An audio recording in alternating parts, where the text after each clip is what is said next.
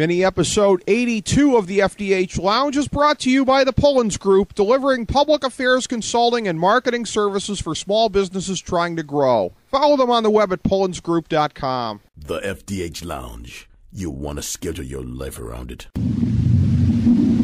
A long time ago, on a gloomy, wet Cleveland spring night, two men stand alone amidst the late-night drizzle.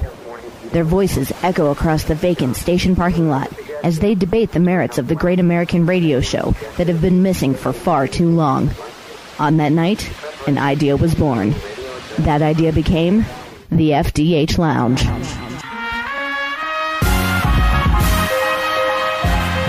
Welcome to the FDH Lounge. Hello, everyone. Welcome to FDH Lounge mini episode number 82. A very special occasion. We have three FDH Lounge original dignitaries back together. Myself, Rick Morris, along with FDH Senior Editor Jason Jones and FDH Director of Research Nathan Noy. I'm going to set up for you what we've got going on here. This is a very, very special occasion to be able to do this. It's the hottest story in the world right now, sports or otherwise. Today we're bringing you the Great Jeremy Lin Debate. And specifically, we have our two antagonists set up here, and I just want to outline the dimensions of what we have here because it is really very unique. On the one hand, we have the optimist. That would be Jason Jones, FDH Senior Editor. He's our lead NBA and NFL draft analyst since 2006. His foundation is in scouting, and you'll hear when he's talking here, he's really got kind of a database in his head from over the years of different players, player attributes, etc. And he makes a lot of comparisons and cross-references in that way. He also looks at statistics, but his foundation really is on the scouting and the visual end. On the other side of the equation, our pessimist, Nathan Noy, FDH Director of Research. His primary grounding is in the statistical side of it. That's his foundation. Now, he also watches a lot of games. Ironically, right now, he's probably watching more games than me and Jason put together because he's got the package on his phone and he's watching games every night. But again, his emphasis is primarily on the statistical side. So that's part of the reason that these guys are coming at it from different sides, but it's not the only reason.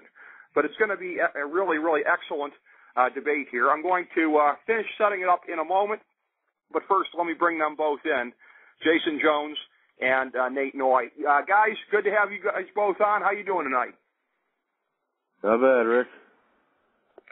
Doing great, Rick, but I beg to differ. I'm not the pessimist. I'm the realist in this debate. There's a big difference. Okay. All right. Well, we're going to have a lot of time to cover that here, albeit, I'm just going to say this again, not as much time as we would like under the circumstances. So I ask our participants here to look at this accordingly and to prioritize in terms of the arguments that they have. I myself, again, I'm going to be mostly a bystander here, just kind of steering the ship. I'll say at the outset, I'm more on Jason's side of the argument than on Nate's.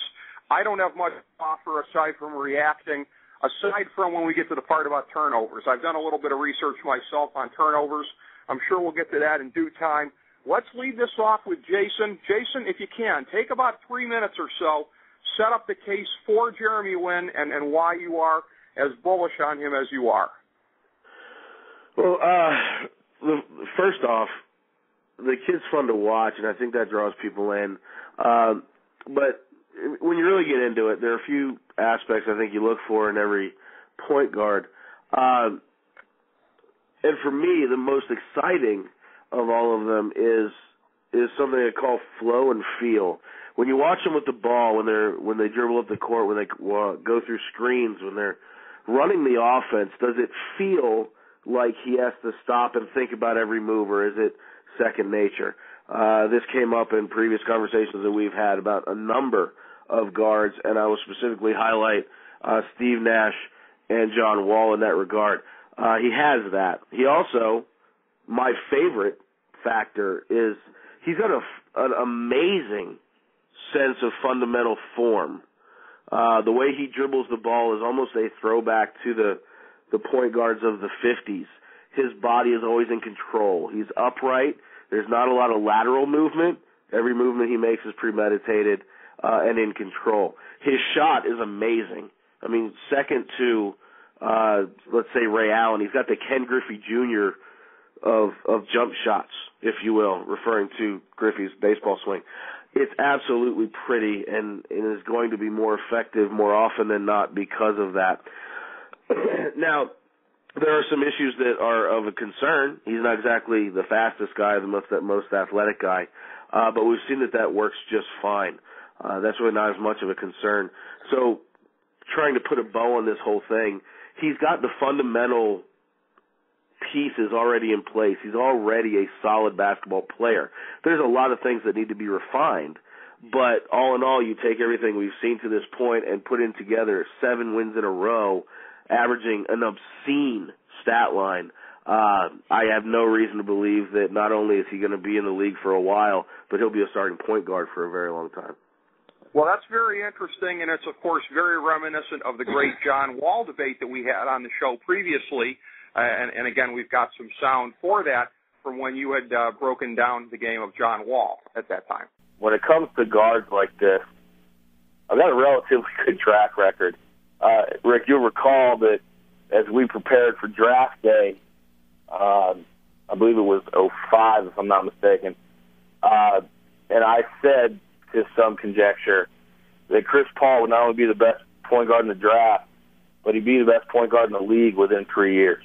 And I think it's safe to assume that that's true. And absolutely. At this point here, let's throw it to Nate. Nate, you've got your notes that I know that you were preparing coming into this thing here.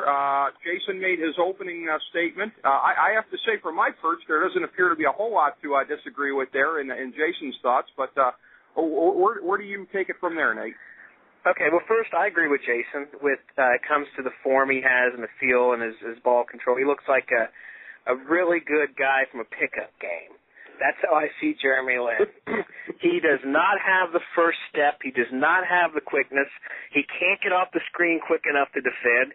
He simply does not have what you need in the NBA for a starting point guard. His range is suspect. He's shooting 20% from 3. Okay, so he hits shots from 16 to 14. He better be able to hit a 3 once in a while as a point guard. He can't do that. His ball control skill is horrendous. He's a serious defensive liability, which we'll talk about in a little bit. And he's the product of what has been a lot of luck so far. The schedule they've played is a major factor in why he's been so successful. And again, I'll break down the schedule in a minute. But, Jeremy Lin, I'd like to know, where would Jason rank him right now in terms of the top 150, 200 players in the NBA, and B, I guess he said he expects to see him as a long-term starting point guard in the NBA. So I guess that's the answer. What do you think his NBA career is? And then C, with Jeremy Lin and get Melo and Amari back here, Amari's back already, what's he see the Knicks doing with Lin this year, and what's he see the Knicks doing long-term? All right, Jason, take those questions. First, and maybe we should set this out of the jump, okay? You cannot, and I hope this doesn't mess up everyone's research, you cannot judge him on the entire season's body of work or his career body of work. Otherwise, you're throwing around what politics refers to as soft numbers. He's not shooting 20% from 3. He's shooting about 55% from 3 when you factor in games that matter, otherwise known as games where he played more than 25 minutes. He's a rhythm guy. It stinks, but he's a guy that has to have the ball in his hand and has to play a majority of minutes. No, I agree with that. I don't think you can mix the garbage time minutes in there, and I hadn't realized that's what Nate was doing. But I am not doing that, actually, Rick. I am not Really? doing that. Here's three numbers for the games that mattered: 0 for 4 against New Jersey, 1 for 3 against Utah, 0 for 3 against Washington, 2 for 4 against the Lakers, 0 for 3 against Minnesota, 2 for 2 against Toronto. That's 5 for 25. That's 25%. 20%. Okay. 5 for 20 in the games that matter. So 25% in the games that matter. Everything I've looked at for Jeremy Lin, I've only looked at the 7 games. I've completely given him the benefit of the doubt and discounted everything that happened before he became a sensation. I stand corrected. Nate, I'm sure you can answer this off the top of your head. What's his percentage in the 3-point percentage in the last 2 seconds of a game? Well, probably 50% because he missed one. In the last 2 seconds, yeah, maybe 100. Last 10 seconds, I think 50. But okay. Again, and the other thing Jason said I forgot to point out, he's fun to watch. I agree. Fun to watch does not directly correlate to wins in the NBA. We're talking about the NBA. Fun to watch? Yay, hooray. I like the guy, too. I'm not hating on him. He's fun to watch. I agree. Doesn't mean they're going to win basketball games with this guy. Well, so back to my other questions. What do you see him doing long term? What do you see the Knicks doing this year? And, that's really what I want to see, and then I'll get into how I feel about him on those issues. Okay.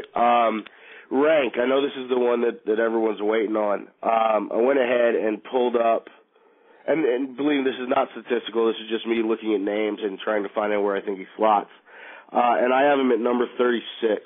Right now, assuming that his stat line deteriorates by about 30%, which would put him at about 17 points a game, 7 assists, 3 or 4 rebounds, maybe a steal and a half if we're lucky. And at that rate, I put him between Carlos Boozer and Gerald Wallace. As far as the point guards, that puts him in the scope of Kyle Lowry, and Kyrie Irving, roughly. And that's assuming that Kyrie Irving's not going to blow up beyond where he is right now. I'm holding out judgment on that because I'm thinking he's going to get a lot better than he is right now. As far as the Knicks in general, they're not moving him. I can tell you that. There's no way on this earth they would move him. I think he's going to have at least a 10-year career. What that means, I don't think he's going to be, an 8-time All-Star or anything. But as far as being on the Knicks and being successful, I think they'll be fine, especially when you factor in Melo and Amari coming in, because it creates a dynamic that takes a lot of pressure off of him. I still think he can put up the numbers that we're talking about. And just to throw out some names, because the overall issue here is he a bust? Is he not going to play in the league? Does he not have what it takes? Or does he? And I would submit the fact that he plays for the Knicks. The Knicks have kept players like Tony Douglas, Chris Duhon, Nate Robinson, Marty Collins, Stephon Marbury, Steve Francis, Penny Hardaway, and Charlie Ward, all of which probably twice as long as they should have. So if he's ever going to survive the rigors of the NBA, it would be on the Knicks. So he's not going anywhere. I think he'll be the starting point guard.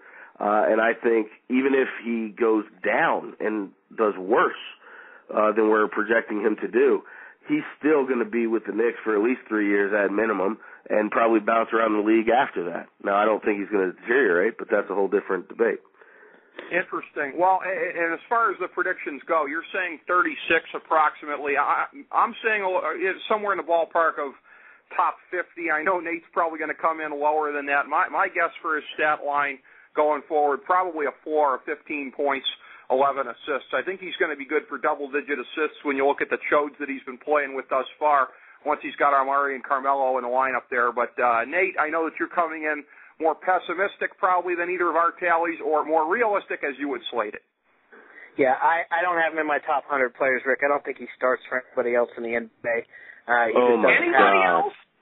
Not by the end of the season. Not by the end of the season. Not by the end of what he's exposed for by the end of the season. I agree with, I'm putting him at 11 to 12 points at best the rest of the way. The 7 assists will come because D'Antoni will play him 38 to 40 minutes a night if he can, and by virtue of getting the ball to other players that make shots, you get assists in the NBA. So, if he's going to handle the ball 40% of the time, 40 to 60% of the time he's going to have the ball in his hands, yeah, he'll have 7 assists a game. How could he not? Just by the fact they're going to make shots. He's not a starter. He's about the system. Yeah. He's not a starter. He's not an NBA quality starter. You want to get into why I think that. First of all, just look at what the Knicks have done the last 7 games, okay? Before these 7 games, the Knicks were 8-15. They were 6-6 against teams that don't currently have a winning record. They were 2-9 against teams that do have a winning record in the NBA right now today, 2-9. Those 7 games, they beat 6 teams out of 7 that do not have a winning record. So they beat 6 bad teams. Now, maybe you call the T-Wolves a mediocre team and the Jazz a mediocre team. T-Wolves are 500 right now. Jazz are 2 games under. They did beat 1 team with a winning record. Everybody in the world saw it last Friday. but again with an asterisk. They beat the Lakers at home. The Lakers are 5-10 this year on the road, and the night before they were coming off the end of a long East Coast road trip. The night before they went to overtime against Boston. They had to flip it around and play against the Knicks, and they got beat. They beat a 5-10 team on a long road trip coming off an overtime game the night before. They're not beating anybody. All right, there's my first problem. When I look at the rest of this season, I projected out where I see the Knicks. At best, every assumption quite, the Knicks are going to finish with 35 wins, 31 losses. At best, they're 4 games over 500. And that's going to get them to 7 or the 8th seed. They're going to get to the playoffs. They're going to play either the Bulls or the Heat, and there's no chance they're going to win more than 1 game in that series. They're going to be out in the first round in 5. That's how I see the rest of the season coming. By the end of next year, D'Antonio is fired because the Knicks will not be good enough to make the playoffs with Jeremy Lin as their starting point guard. They will not make the playoffs. At best, a 7 or 8 seed again. D'Antonio is fired for sure, and either Lin or Melo will no longer be on that team as well by the end of next year. And by the end of next year, Jeremy Lin's no longer starting in the NBA. Yeah, because of his international sensation, because of his popularity, he will stick around for 2 or 3 extra years in the NBA as a backup like a J.J. Barea. But he is no better than a J.J. Barea. That's where his ceiling is. He is a guy that might be able to stick around because of his, what you said, his form and his feel. He doesn't have the speed. He doesn't have the first step. He can't get off the screen fast enough to defend. And there's ball control and defensive liability issues I'll talk about in a moment. But I'll let you guys react to that. Well, Nate, I want to start by asking you a follow-up in terms of what Jason said at the outset here. When Jason was listing all the different attributes, all the things about the shot that he has, all the things about the passing ability that he has really developed, because he certainly wasn't a pure point guard by any stretch of the imagination in college, and that's one of the things that dinged him when it came time for the draft. When it comes down to all the things that he can do and what he's shown thus far about the ability of a point guard with these skills to thrive in a D'Antoni offense, much as Steve Nash did in Phoenix. I'm not comparing him to Nash, but these have been Nash-like efforts that he's had recently. I think that's fair to say. How can you discount all of these things to downgrade him to that level? I'm just curious. Okay, first of all, the turnovers, Rick. In the 6 games he started, he's had 36 turnovers. The opposing point guards in those 6 games have had 12 turnovers total. Lin's had 36. The opposition point guards, 12. 3-to-1 ratio on the turnovers, Rick. He has the record. After 5 games, he had the record for most turnovers in the first 5 starts in the NBA history with 30. Now he has the record for most turnovers for first 6 games in NBA history of his starts at 36. The reason nobody's ever had 36 turnovers in 6 games, their first 6 starts, because if they had that many turnovers, they sure the hell wouldn't get back on the court again, ever. They would not get to start. But because of the situation, he's getting run back out there. You cannot turn the ball over 6 times a game, Rick, against good teams in the NBA. Yeah, you can get away with it against the Raptors and the Wizards and, the Nets. You can get away with it against those teams, but the schedule is coming up. They're going to play Dallas on Sunday. He has 6 turnovers against Dallas. They're beat. They're going to play the Heat on Thursday. He has 6 turnovers against the Heat. They're beat. Then they have a schedule coming up where they play the Bulls and the Celtics. They're going to get beat. They're going to get beat. They're going to get beat. At best, they're going to win 34 games and get smoked in the playoffs if he's anywhere close to 6 turnovers a game. 6 turnovers a game is mind-blowing. The record for the season, Artis Gilmore in the mid-'80s had like a 384 turnover season in 82 games. So, 4.5, the record. The most turnovers anybody's ever survived in the history of the NBA is like 4.5. This guy's averaging 6. Okay. I mean, and I'll let you turn over the turnover thing, then we'll talk about the defensive liability issues. All right, yeah. I got to jump in here because I got to ask you another follow-up, and I certainly want to get time to get Jason's reaction here, but I have to play counterpart with you here, or counterpoint, I should say, on the thing with turnovers based on the research that I did. You and I were musing the other day off air. How do you compare turnovers to other sports here? Clearly they're not as damaging as interceptions or fumbles. How do they stack up versus strikeouts? Where do they come out in the mix here as far as things in other sports that are damaging? I did a little bit of research. Let's just say on average, if you take the midpoint of the league, strangely enough, it comes out to about 95 possessions per game and about 95 points per game for teams. So you're looking at essentially 1 point per possession on average. Some teams do better, some teams do worse. If he has 3 more turnovers a game than anybody else, and all those turnovers are converted upon, that's 3 additional points that they're yielding on the defensive end, never mind everything he's doing on the offensive end with points and with assists. So that's one thing I want to throw out to you. The other thing is, if you look at the all-time turnovers record, number 2 all-time, John Stockton, number 3, Jason Kidd, number 5, Isaiah Thomas. So take it away on turnovers again. Well, yeah, I agree. When you have the ball a lot, you turn the ball over a lot. The other problem, though, is out of those 36 turnovers in those same 6 games, he's had 57 assists, Rick. 57, that sounds like a nice big number, right? 9.5 a game. Problem is, that's a 1.58 ratio. You go back to those guys you just looked at, I guarantee their ratio was 3-to-1 minimum. So, yeah, they had a lot of turnovers. They had 3 times as many assists as they do turnovers. Right now, Jeremy Lin has 1.58 assists per turnover. You cannot survive with that kind of ratio in the NBA. Okay. The other thing to note, Rick, is there's a stat. I don't see him passing the mailman Malone either. No, well, there's another stat that it's per 100 possessions, offensive value and defensive value.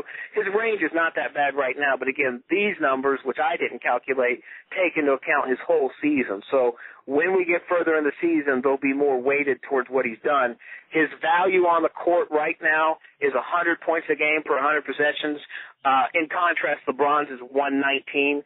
His given away points a game, defensive liability is 103 points a game to get scored against them when he's on the court. LeBron's 97, so he only gives up 97 more, but 3 more. But LeBron's ratio, his is a plus 22.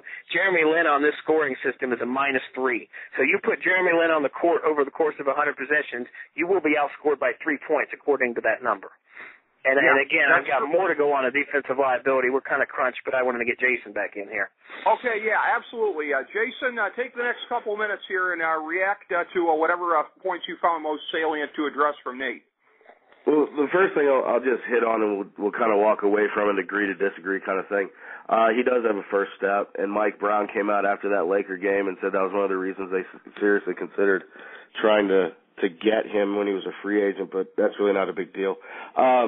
As far as the turnovers go, there's a lot I want to say in the effort of time, both with that and I will concede defensive liability. I don't even know if we need to debate that. He is a defensive liability, end of discussion. But looking at turnovers, in my opinion, you can't Billy Bean this thing. Turnovers are an issue, but when dealing with point guards, specific point guards as opposed to any other position on the floor, it is a assist-to-turnover ratio, which Nate hit on a little bit ago. Now, the unfair nature of this whole thing is that we're talking about 7 games versus other players' career numbers, and I'm just using that as a point of reference. But the number I came up with, and I could be wrong, but the number I came up with was 1.7, not 1.5, but not that it matters. Other names of players that are in that range: Steve Francis, Allen Iverson, Terry Porter, Reggie Theus, Alvin Robertson, Terrell Brandon are all around 2 or less. There's only a handful of guys that are in the 3s, to be honest with you, and they're all phenomenal, no doubt about it, first ballot Hall of Famers. Magic Johnson didn't even average 3 assists per 3-point assist-to-turnover ratio for his career. So I think, first off, we're dealing with numbers that are sort of ambiguous. The other thing is, we all accept he's not going to average 25 points a game. So, similarly, we would have to assume that he's not going to average 6 turnovers for his career. That's ridiculous. Yes.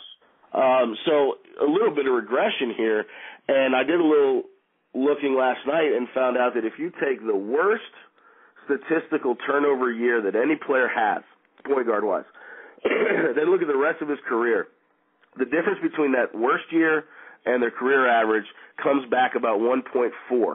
So if that's true, then we're looking at something like 3.8, which is still very high, but 3.8 is doable. And then his assist-to-turnover ratio becomes something like 2.2 to 2.4, which is right in the wheelhouse of more than half of the point guards in the NBA right now.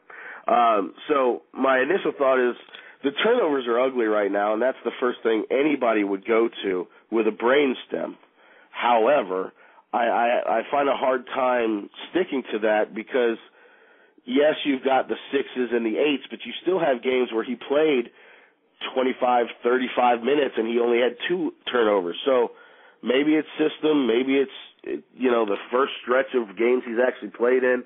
I'm sure that number's going to come back a little bit. He'll always be turnover prone, I'm sure, but it won't be to the point where you will say, oh, he's got to go because he commits too many turnovers.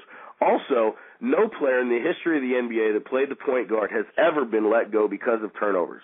They've been let go because they can't shoot the ball and commit turnovers, or can't pass the ball and commit turnovers, or can't handle the ball. No one would ever tell a guy that's averaging 20 points and, let's say, 7 assists to hit the bricks because you gave away the ball 6 times. I think we're being there's a little hyperbole with that. I think so, and we're winding down on time here, but Nate, there's not only that, but also the notion, and you and I have talked about this off air a little bit as well, this kid's learning that system on the fly, and yes, it's a point guard friendly system and it allows him to be really good, but he didn't have training camp, he didn't have anything, he had to come in, learn this thing as he's been going. It's been 2 weeks to this point. I think that any kind of rational analysis here has to include the assumption that he's going to get more familiar with it and learn from some of these mistakes as he's going along. Right, Rick, I'm saying he's a backup point guard in the NBA. Our ceilings are just way off on this, and yes, his turnovers will come down. First of all, his minutes have to come down, but I've got to get in on the defensive liability here, okay? The 6 games that he started, the average of the 6 point guards that he played against on the season, counting all games, 24.8 field goals made out of 59.9 field goals attempted. The Jeremy Lin games, 40 for 80. That is an increase of 15.2 field goals made and 19.9 shots made. So a 61.3% increase for field goals made for starting point guards that play against Jeremy Lin. They go from averaging 24 shots total to 40 shots total. They're shooting 50%. As a group, they shot 41.4% for the season against everybody else. 50% against Jeremy Lin, 5 points a game more for every point guard. The average point guards, the average for the season for these 6 guys was 70.2. For those 6 games, they've scored 100 points. That's a 5-point-a-game average extra for the point guard. He's a significant defensive liability so far, major defensive liability. So if you put him on the court, he turns the ball over twice more than anybody else. The opposing point guard scores 5 more points than if anybody else was on the court. You're beat. He's a backup point guard because of those numbers. And long term, that's where he will be. And like I said, the Knicks have no chance to get out of the first round this year. They're going to be done in 5. Nate, before I throw it to Jason for a quick last word, quick reaction from you here. Lin, of course, is a long 6'3", as has been said. The other night at the end of the game, they put Shepard on Calderon and shut him down. What's to say that you couldn't put Lin on the shooting guards instead, and if the point guards will light him up? Here's the problem, Rick, and, that's exactly what happened. Jose Calderon lit him up for 25 in the first 3 quarters. Right. Antonio made an adjustment, and Calderon didn't score again. Because it's Jose Calderon. He scored 25 points. He averages 11.1. Right. I mean, that's insane. Right. Problem is, Rick, that the shooting, no, here's the problem, though. You adjust him off the point guard. Guess what? He's on the shooting guard, who averages, 6'5", 6'6", against the 6'3" Lin. Now your defensive liability goes from what the point guard's going to do against you to what the shooting guard's going to do against you. He's just going to be lighting you up because Lin can't get past the screen. He doesn't have the speed to get over there and guard the guy. I disagree. I think he's long enough, but that's just my thought. Jason, take about 60 seconds or so here and sum it all up on the optimist case. Well, first off, my initial response to all of this, quite simply, is if we're in the room, there's going to be a guy who's going to present the numbers that Nate's been presenting as part of the equation. And then you're going to have coaches and scouts and all these other people who are going to say, that's fine, but the guy can play. And that's all that really matters. I think at the end of the day, the guy can play. He gets Knick players involved. Otherwise, wouldn't be. Another big point that will not be supported by stats, but you drop 38 on the Lakers, I'll give a damn what their record is on the road. It's the Lakers. He's going up against 2 7-footers, and he drops 38. I've never heard of a player that's done that, that's not had at least an 8-year-plus career. Beyond that, he is a scoring point guard. He is in the vein of a poor man's Allen Iverson. I hate to throw that name around because he's not that good, but maybe like a Steve Francis he falls in line with. There's a lot of things that say the kid can play. And I like what you said, Rick, about it's 7 games. Give this kid, why aren't people giving him the Tebow treatment? Yeah, he's got some stuff he needs to fix. Give him a whole training camp. Give him a whole off season. Let him get with coaches. Let's see what happens and not throw this kid up the creek. I think it's absurd to think that he's not in the 20s as starting point guards, which would put him in a starting position. The kid can play. You watch him play. I don't care myself too much for the situational stats. Right. I just know the kid can play, and I think if we revisit this, we're going to find out that the truth is somewhere in the middle. I personally believe they'll be challenging for a 4th seed in the East. What that means, I don't know. So. But we'll see what happens. I think if I'm right, and I hope I am, that later on we'll go, wow, Nate was screaming that the sky is falling. But we'll see. Well, I think it's going to be very interesting to see how it shakes out. You and I are certainly more optimistic on that end of the spectrum, and you even more so than me. But, again, this has been absolutely tremendous, as I knew it would be. Jason Jones, FDH Senior Editor, Nate Noy, FDH Director of Research, breaking it down here, both sides of the Jeremy Lin debate. Gentlemen, there was a reason I was hyping this thing because I knew it was going to be this great. Thank you both for bringing it as strong as you did. Thanks, Rick, and let's look at this again at the end of the year when they play some teams that are actually decent. All right. I can't wait for it. We'll revisit when it's done. Thanks, fellas. All right, and you've been listening, everybody, to FDH Lounge, mini episode number 82, The Great Jeremy Lin Debate.